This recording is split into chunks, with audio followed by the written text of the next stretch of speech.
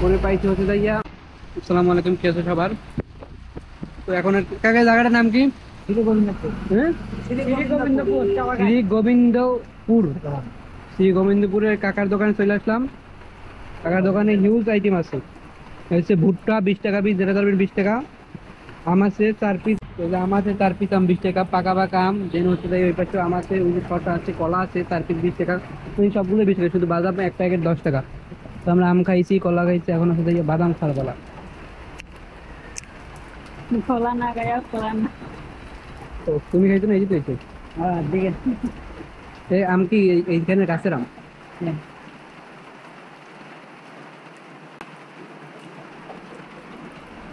কাকা কি এই জায়গায় থাকেন? আপনার বাসা? আপনার ওয়াইফ কই? হ্যাঁ, কাজে কাজে। চা চা চা- চা পাতা তোলে নাকি? চা পাতা তোলে? ও, আর আপনি দোকানদার? না গৃহস্থী আছে, গরু বাছুর আছে। এখানে কি রান্না করেন? না আমরা ডিম পাক করি, পেঁয়াজি ভাজি বানাই বেশি। ও, এই জায়গায় বিক্রি করেন? ও, ওই জায়গায় ডিম, ওই পেঁয়াজু টেজু পাক করে বাদাম কই নাই, তারপর সেল করে। সেটা হচ্ছে সিলেটের শ্রী গোবিন্দপুর। শ্রী গোবিন্দপুর এলাকা যাইতেছি। বাংলাদেশ জাতীয় করাম। ও হ্যাঁ, বাংলাদেশ বর্ডার আর ইন্ডিয়ার বর্ডার কাছাকাছি ওইখানে।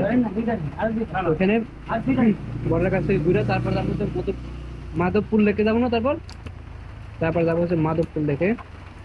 আগে বাদাম খাই নেই।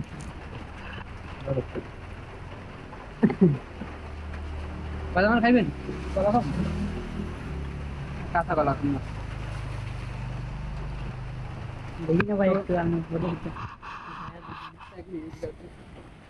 এই যে এই বাইরে শান্ত করে পাইছি হচ্ছে যাইয়া ভাই ফুল কি যেন ফুল ভাই ফুলবাড়ি চা বাগানে মানে কাজ করতেছিল। তো ও পরে আমাদের সাথে নিয়ে এসছি।